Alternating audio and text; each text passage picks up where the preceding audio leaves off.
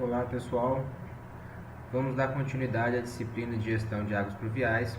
Neste vídeo vamos falar mais das partes que contém, as obras envolvendo a gestão de águas pluviais e a drenagem urbana como um todo. Nos vídeos anteriores nós vimos sobre princípios de hidrologia, princípios de drenagem, falamos sobre as vazões de escoamento superficial, sobre o tempo de retorno, sobre o tempo de concentração, e todas essas informações a partir de então serão necessárias para que nós possamos discutir sobre os sistemas de macro e micro drenagem. Basicamente, nessa aula de hoje nós vamos apresentar um conceito inicial sobre o que seria drenagem urbana e sua evolução. Basicamente, nós temos o conceito antigo de drenagem urbana, e aí eu gostaria de colocar esse conceito para que nós possamos discutir. Numa abordagem dita antiga, drenagem urbana é um nome antigo de gestão de águas pluviais, era um conjunto de elementos destinados a recolher as águas pluviais, precipitadas, as águas de chuva, sobre uma determinada região e que escorrem sobre sua superfície. Ou seja, em um conceito antigo, as obras e medidas de drenagem urbana, elas eram utilizadas simplesmente no intuito de afastar as águas pluviais. Então nós temos a coleta e afastamento das águas pluviais. Por isso que no passado se dava tanta importância aos canais, a retificação e canalização dos cursos d'água, pois o objetivo ali era simplesmente pegar a água que chegava em grande quantidade em intervalo de tempo muito curto e tirar ali daquele local para depois lançar o curso d'água em um ponto mais ajusante. Hoje, pessoal, quando nós falamos em drenagem urbana, nós já falamos mais um conceito de gestão. Então, nós falamos em um conceito bem mais amplo, que seria um conjunto de medidas. Vejam que não é mais um conjunto de elementos, de obras no caso, mas um conjunto de medidas, cujo objetivo é minimizar os riscos a que a população está sujeita. Então, é uma definição mais baseada na população de risco, não só das populações, mas também diminuir os prejuízos causados por inundações e possibilitar o desenvolvimento urbano de forma harmônica, articulada e sustentável. Então vejam que a partir de então, o conceito de drenagem urbana ele ganhou um aspecto mais de gestão. Aqui se assemelha muito ao conceito, não aos conceitos, mas aos princípios do que nós estudamos como gestão ambiental, por exemplo. Então deixou de ser, em um conceito antigo, uma abordagem mais no sentido de obra, propriamente dito, de obra, de elemento de engenharia, para passar para um conceito mais de gestão. Bom, então em um conceito de gestão, em um conceito dito amplo, e conceito amplo barra atual, vamos dizer assim, temos que as obras de drenagem, hoje, a drenagem urbana, são obras, nós não estamos descartando as bacias de detenção, as retificações e as canalizações, porém nós estamos somando, por isso esse mais aqui, medidas que aumentam a infiltração, técnicas compensatórias como as bacias de detenção, as valas de infiltração e medidas que fazem com que a água aumente, aumente a infiltração. Então nós queremos aumentar a infiltração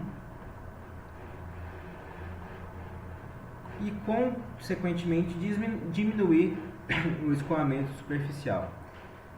Então, basicamente, o que nós temos hoje são obras que projetos que contemplam não só as obras em si, mas também uso e ocupação do solo, como vocês podem ver aqui, parques e preservação de áreas permanentes, delimitação de áreas de preservação permanentes, para evitar a ocupação das margens das áreas ribeirinhas que são suscetíveis à inundação.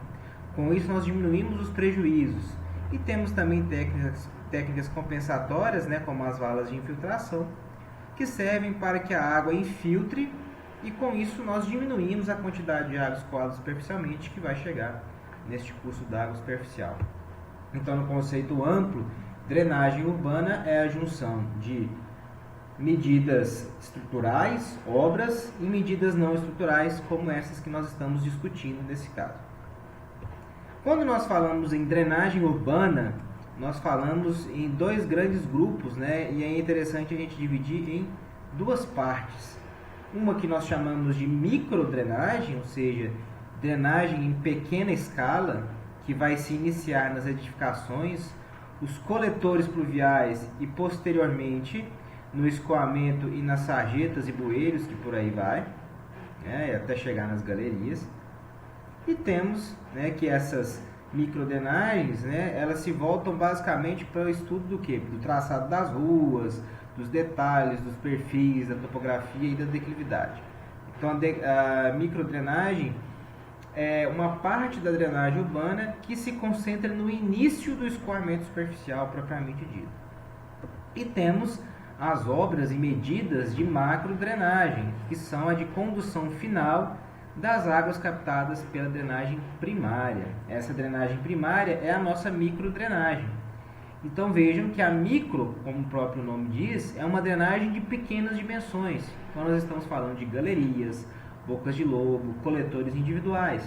Enquanto que a macrodrenagem é quando essa condução da água das galerias ela passa a se juntar e se avolumar e ganha grandes dimensões, por isso macrodrenagem. Aí nós já temos os canais de retificação, as bacias de detenção e as galerias de grandes dimensões. Isso tudo configura como obras de macrodrenagem.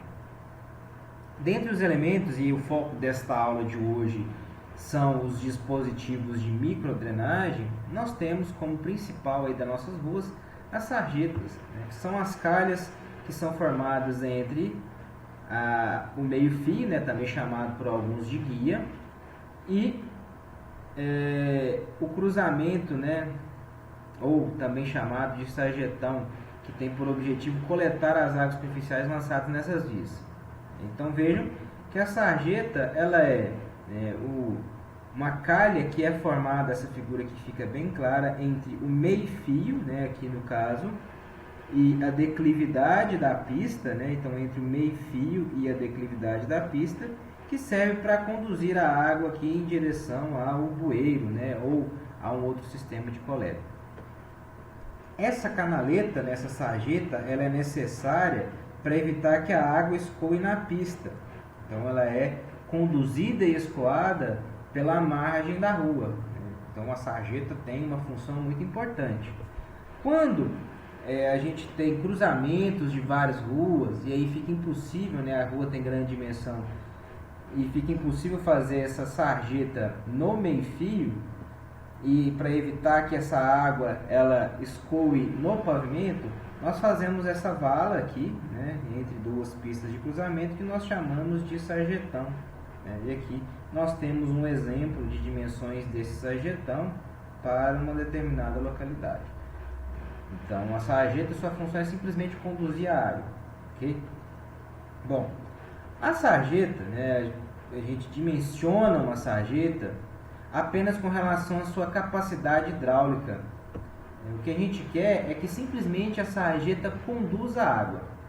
Bom, professor, mas e quando a sarjeta conduz uma vazão muito maior, né, do que aquela declividade?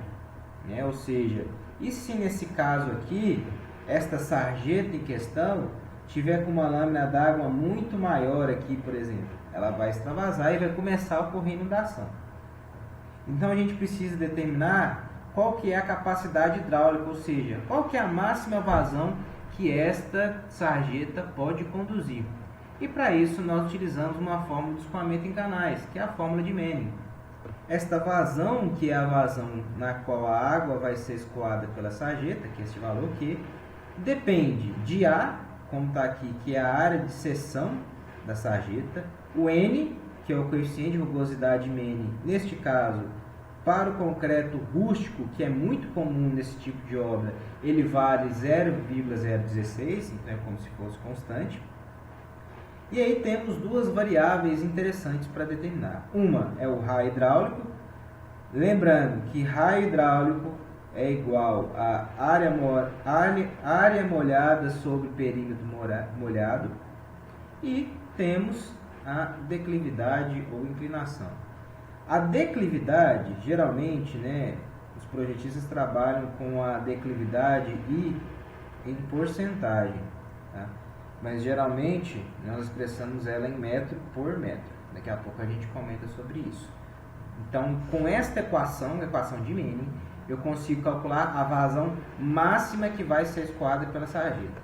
Então, por exemplo, se uma determinada sarjeta eu tenho uma vazão, por exemplo, de 0,1 metro cúbico por segundo, e em uma determinada chuva essa vazão chega a 0,2, acontece que a sarjeta não vai conseguir escoar esta vazão, ou seja, vai começar a ter alagamento, ela vai começar a empoçar ali.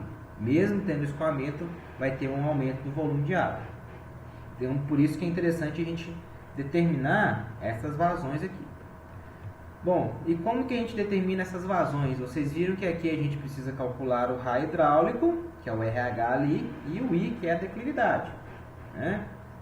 Então vejam, né, para via de regra, né, nós já temos isto já pré-estabelecido. Então essa figura já nos ilustra muito bem, olha. Geralmente, ó, dimensões em geral, isso acontece na maioria dos projetos de pavimentação de rua. As alturas das guias, lembre-se que guias também é o mesmo que meio-fio, né? Guia aqui, ó, é o mesmo que meio-fio. Ela vale 0,15, né? Então essa altura aqui é padronizada como 0,15. E aí, por costume, a gente considera o enchimento máximo da guia igual a 0,13. Por quê? Porque se encher a guia toda, nós vamos ter dois problemas aqui, ó. Se encher a guia toda, né, e aqui eu tentei fazer uma reta horizontal, mas não consegui. Se encher a guia toda, pode ir água para a calçada ou pode ir água para a via. Então a gente considera no máximo que esse enchimento é de 0,13 metros, ou seja, coisas padronizadas até então.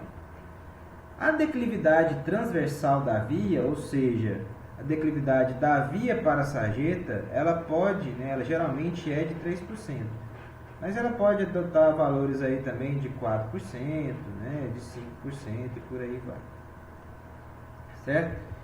Então vejam que aqui nós temos, né, as dimensões já padronizadas das vias.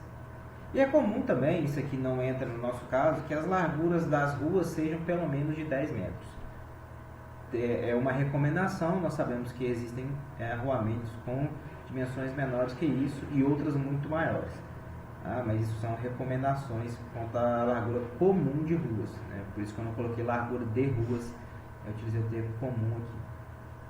Bom, com essas dimensões padronizadas, a gente pode calcular a área dessa seção. Se a gente tem que o nível máximo admissível é 0,13 e tem a declividade, nós temos que essa área molhada é de 0,280 metros quadrados. O perímetro molhado, 4,432. Com isso, eu já tiro o raio hidráulico, que é 0,063 metros. Ou seja, para essas dimensões aqui, ó, padronizadas, o raio hidráulico vale 0,063 metros. Então já está calculado. Então, voltando lá na equação anterior, ó, só fica faltando eu determinar a declividade. Então, se eu adotar estes valores aqui, a vazão que percorre pela sarjeta só depende de quem? Depende do I, que é a declividade. Certo? Então fica bem tranquilo determinar esta vazão. Então um exemplo simples aqui, ó, determinar a capacidade hidráulica das sarjetas de uma rua com declividade igual a 0,5%, ou seja, bem menor do que aquele valor que nós falamos. Bom, 0,5% é o mesmo que, lembre, 50% é 0,5%. 5%, 0,05%. 0,5%, 0,05 metro por metro. O que significa dizer isso aqui, pessoal? 0,05 metro por metro. Quer dizer que cada metro que eu ando na horizontal, eu vou estar abaixando, né, ou reduzindo a cota em 0,05 metros. Então, a cada metro na horizontal, eu estou reduzindo, né, eu estou abaixando 0,05 metros. Então, aqui agora, olha, eu vou calcular a vazão. Vejam que eu vou utilizar esta equação, que é a equação de Manning. O A eu já tenho, porque eu vou adotar as dimensões padronizadas. Então, o A aqui da seção, nós já vimos que, adotando a seção padronizada, o A vale 0,280, o coeficiente de rugosidade de Manning vale 0,016, voltem lá no slide anterior. O raio hidráulico para uma seção padronizada é 0,063 metros e a declividade é de 0,05 metro por metro. Com isso, nós temos 0,2 metros cúbicos por segundo. Isso para a sarjeta de uma rua. Lembre-se que a rua ela tem dois lados, então essa é a vazão de um lado da rua. Se eu quiser a vazão dos dois lados da rua, eu vou multiplicar por 2. Então, 0,2 metros cúbicos por segundo de um lado, 0,2 metros cúbicos por segundo do outro lado. O que esse valor quer dizer para a gente, pessoal? Quer dizer que o máximo que pode circular do lado de uma sarjeta, ou seja, de um lado da rua, é de 0,2 metros cúbicos por segundo. E se for, por exemplo, uma vazão de 0,250 metros cúbicos por segundo nessa sarjeta, vai começar a empoçar. Se começar a empoçar, quer dizer que é hora de eu colocar o quê?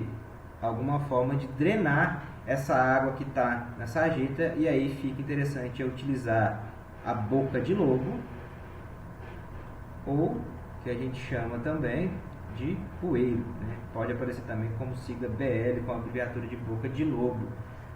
Essas bocas de lobo ou bueiros são simplesmente dispositivos localizados na sarjeta para captar água quando superar a capacidade hidráulica.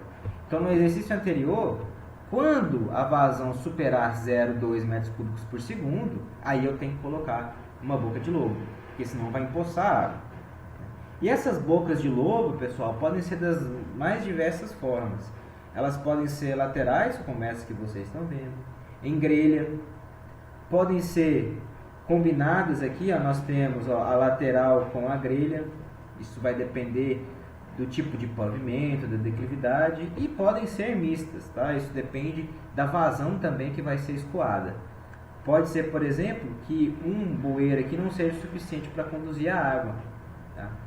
No caso da nossa disciplina aqui, devido à modalidade condensada, nós não vamos trabalhar aqui com dimensionamento de bueiros, porque senão fica muito complicado para vocês fazerem o projeto lá no final. No projeto de vocês, eu peço apenas para vocês locarem os bueiros. Bom, e como que a gente faz a localização desses bueiros? Nós vamos obedecer os seguintes critérios. Primeiro, os bueiros, eles têm que ser dos dois lados da rua, porque a sarjeta é dos dois lados da rua. Ele tem que ser colocado quando a saturação da sarjeta assim exigir. Então, quando passar aquele valor máximo, tem que colocar bueiro. Nos pontos baixos da quadra, então, ou seja, se a água verte para um ponto, neste ponto tem que ter bueiro, porque vai ter confluência de curso d'água ali, confluência de vazões, perdão. E estes bueiros, eles têm que estar no mínimo a 60 metros, na verdade, um do outro. Caso vocês não analisem a capacidade de escoamento da bacia, da sarjeta no caso. Ou seja, se não for calculado o Q da sarjeta, pela fórmula de Manning que nós vimos anteriormente, vocês utilizem esse critério. Geralmente, as bocas de lobo, elas ficam localizadas aqui nos cruzamentos. Vejam aqui, uma boca de lobo aqui, outra boca de lobo aqui. E vejam que as bocas de lobo aqui, elas são posicionadas antes da faixa de pedestre. Porque se ela for posicionada depois da faixa de pedestre, e por exemplo tiver uma precipitação, o pedestre tem que atravessar o escoamento porque está na faixa. Então aqui, vejam que as bocas de lobo bueiros foram posicionadas antes da faixa de pedestres, ok? Bom, além dos bueiros, que são como ralos, né, para drenagem da água escoada pela sarjeta, nós temos os PVs, famosos postos de visita. Os PVs são câmaras de visitação, né? Como o próprio nome diz, o operário entra lá dentro, ele faz uma visita para fazer o que, pessoal? Geralmente ele vai fazer limpeza nesses locais. Então o PV geralmente ele tem, né, lá uma tampa, alguns chamam PV também de bueiro, mas não é a mesma coisa, o PV é para o operador entrar lá dentro. Ele consegue, por exemplo, entrar lá e lá embaixo passa a canalização, ó, com a seção aberta. Aí ele pode vir aqui, por exemplo, tirar algum material que estiver obstruindo, ou pode descer equipamento, como por exemplo uma bomba de alta pressão, né, uma mangueira aqui, que pode succionar ou injetar água para fazer limpeza. Ou seja, a função do PV é manutenção. Então vejam aqui, ó, né, tem inclusive para níveis de escala, vocês veem um pé de uma pessoa, ele consegue entrar aqui dentro e ver. Vejam que é uma galeria, tem uma grande quantidade de material sedimentado aqui, geralmente areia, terra, solo, que se encontra aqui. Então, de tempos em tempos é necessário que o operador venha e faça a limpeza. Por quê, pessoal? Porque esse material ele vai sedimentando, né? Então vocês têm um tubo com esse diâmetro, por exemplo, se vai sedimentando, vai diminuindo a área onde a água pode escoar. E isso, dependendo, né, diminuindo essa seção, pode levar a uma obstrução ou até mesmo a ruptura do canal, como a gente já viu em alguns exemplos anteriores. Além disso, nós temos as caixas de ligação. As caixas de ligação nada mais são do que para ligar as bocas de lobo intermediária ou para evitar, né, o excesso de água no mesmo ponto de visita. Elas servem como caixas de passagem, na verdade. Elas ligam, né, várias bocas de lobo ou tubulações para, né, um escoamento em comum. Então vejam aqui, por exemplo, ó, nesta figura nós temos este duto, né, poderíamos dizer que é um coletor, uma galeria. Esta outra galeria, elas vão se juntar, a vazão será maior, então o coletor de saída, né, a galeria de saída tem dimensão maior. A gente vê isso também por essa imagem, né, nós temos aqui a junção dessa aqui com essa e a saída no coletor de maiores dimensões, né? E para ligar esses coletores a gente faz isso por meio de uma caixa de ligação. Bom, e como eu disse para vocês, além de saber locar, de saber dimensionar esses sistemas, nós precisamos também de fazer a limpeza destes dispositivos de drenagem. Geralmente, né, nós temos grandes quantidades de materiais e sedimento é uma coisa que vem em grande quantidade com águas pluviais. Em alguns casos, né, as bocas de lobo podem existir, bueiros e tudo mais, mas a quantidade de material, vejo aqui, de sedimentos na sarjeta, neste caso, já faz com que o escoamento não se processe na sarjeta e que o bueiro perca a sua finalidade. E a quantidade de material é muito grande e a presença de resíduos sólidos acaba piorando ainda mais a situação dessas galerias. Então é interessante ter um projeto também de educação ambiental para conscientização da população, aliado à manutenção preventiva desses dispositivos, deste sistema de microdrenagem. Bom, e como parte final do sistema de microdrenagem, nós temos as galerias. Depois que toda a água ela é conduzida pela sarjeta, entra pelo bueiro e vai para os coletores primários, esses coletores primários então são chamados de galerias de drenagem. A função deles é conduzir a água de forma subterrânea e destiná-las ao curso d'água principal ou a um sistema de macrodrenagem, seja uma bacia de detenção ou até mesmo ao próprio curso d'água. Então essas galerias de drenagem geralmente elas têm dimensões um pouco maiores que as sarjetas, porque elas vão concentrando os escoamentos das sarjetas e das bocas de lobo em si. Neste vídeo nós não vamos falar sobre dimensionamento de galerias. Na nossa próxima aula nós vamos tratar dos princípios técnicos, dos critérios para dimensionamento de galerias, que é o foco do nosso projeto aqui na nossa disciplina. Bom, e aí vem uma questão importante, né? Nós falamos de bocas de lobo, falamos de galerias, e desde lá, né, do início da nossa disciplina, nós apresentamos o conceito de tempo e período de retorno. E aí as pessoas perguntam: professor, a vazão que eu vou trabalhar vai depender do período de retorno. Mas qual que é o período de retorno para uma obra deste tipo? Para uma sarjeta, para um bueiro? Então, existem já recomendações para isso, né? E vejam que para os sistemas de microdrenagem, estes valores de período de retorno são baixos, né? Então, aqui nós temos uma tabela da CETESB, lá de São Paulo, do ano de 1980, mas que é utilizada até hoje. Vejam que para obras de microdrenagem, dependendo da área em que nós estivermos trabalhando, ela não passa de 10 anos, e geralmente é isso mesmo, né? Bueiros, sarjetas, a gente trabalha aqui com 5 até 10 anos de tempo de retorno. Ah, professor, mas e se der uma chuva de 20 anos, de 50 anos, o bueiro não vai dar conta? Sim, ele não vai dar conta. Ah, mas isso não é errado? Ou seja, isso, pessoal, a gente tem que pensar um pouco para responder essa pergunta. E aí vem aquela aula de risco hidrológico. Se nós dimensionarmos um bueiro para uma chuva de 20 anos, 50 anos, esse bueiro vai ter grandes dimensões, né? E aí ele vai funcionar ocioso na maior parte do tempo. Então, nós vamos estar criando, né, uma proteção absoluta com um custo elevadíssimo para uma obra que não vai funcionar em grande parte do tempo.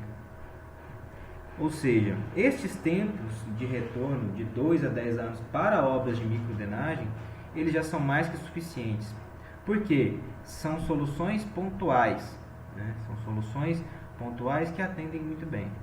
Quando a gente fala de obras de macrodrenagem, aí nós estamos falando que de grandes quantidades de água, aqui ó, nas macrodrenagem, são grandes volumes de água. Então nós temos que trabalhar com períodos de recorrência maiores. Então vejo que, por exemplo, para áreas comerciais, para obras de macrodrenagem, nós temos de 50 a 100 anos. Para áreas de importância específica, aqui, por exemplo, bacias de detenção, barragens, 500 anos. Dependendo da obra, até 1000 anos. Então, o que vocês devem guardar? Para obras de microdrenagem, estes tempos de até 10 anos já são mais que suficientes. Bom, né, e aí eu coloco para vocês, já está até lá no Moodle, uma atividade para... Deixa eu só fechar isso aqui, que isso é do próprio Loom, que está aparecendo. Tem uma atividade lá que já é parte do projeto de vocês, em que vocês vão locar os pontos da microdrenagem. Então, a partir dessa aula, o que vocês vão fazer? Vocês já têm lá a área do Google Earth de vocês, delimitada, bonitinha lá, né? Vocês já fizeram isso, com os traçados, o sentido de escoamento. Vocês vão agora desenhar as sarjetas, lembrando que sarjeta é a cada lado da rua, como está aqui do exemplo. Vão marcar onde estão as bocas de lobo, e para marcar as bocas de lobo não precisa fazer o dimensionamento, né, o cálculo da vazão. Vão pelo critério lá dos 60 metros, né? Então vocês vão marcar lá onde estão as bocas de lobo de vocês e os postos de visita. Vejam que aqui, ó, o que acontece? Se vocês colocam postos de visita, geralmente em áreas de cruzamento de rua, tá? As caixas de ligação, sempre que houver o lançamento aqui, ó, de uma boca de lobo à caixa coletora, né? Esse coletor aqui no caso já é a nossa galeria. Toda vez que tiver lançamento da boca de lobo para a galeria, vocês vão fazer uma caixa de ligação. Pense, o bueiro ele tem que ligar até a galeria, então vai ser necessário uma caixa de ligação. E o traçado da galeria. Em resumo, então, vocês vão fazer a sarjeta de cada lado da rua, é só desenhar. Vão marcar os bueiros, né, as bocas de lobo, as caixas de ligação, né, quando for ligado o bueiro na galeria, vai ter que ter uma caixa de ligação. E os postos de visita, né? Os postos de visita, eles têm que visitar a tubulação, certo? Bom, então lá no Moodle vai ter a descrição dessa atividade, um texto, para que vocês possam, né, já terminando o projeto de vocês. Então, com isso aqui, o que vai faltar para o projeto de vocês? O dimensionamento da galeria. O dimensionamento da galeria nós vamos ver na nossa próxima aula. Nossa próxima aula vai ser o dimensionamento da galeria de drenagem, que é a parte final do projeto. Nós vamos ver princípios, critérios, cálculos e as planilhas de dimensionamento. Bom, agradeço a você por ter assistido a esse vídeo até o fim. Qualquer dúvida que tiver em relação ao conteúdo aqui apresentado ou à atividade que foi proposta, eu estou à disposição. Um abraço a todos e até o próximo vídeo ou a próxima aula.